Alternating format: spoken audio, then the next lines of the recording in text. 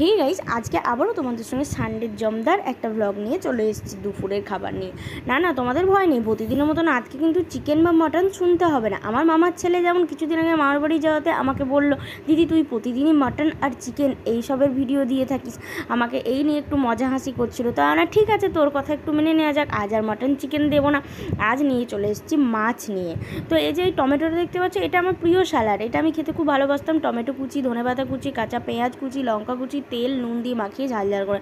আর আমার সঙ্গে এখন তাল মিলিয়ে আমার শ্বশুর শাশুড়ি, আমার বরমশাই এটা খেতে শিখে গেছে।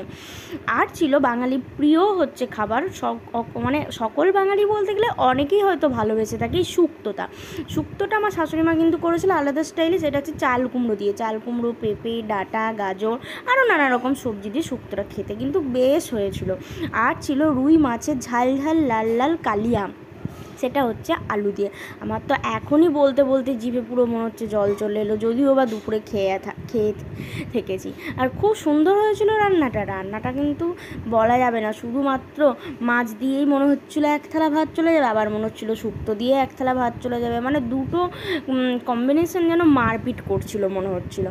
তো তারপরে দেখো, প্রথমে শুক্তো দিয়ে খেয়ে নিয়েছিলাম। শুক্তো দিয়ে খাওয়ার পরে তারপর দেখো মাছের কালি আর আলু তুলে নিয়ে আলু দিয়ে মেখে গেছে। আহা, সে যে কি টেস্ট। তো কার কি বাড়িতে আজকে হলো জানি অবশ্যই।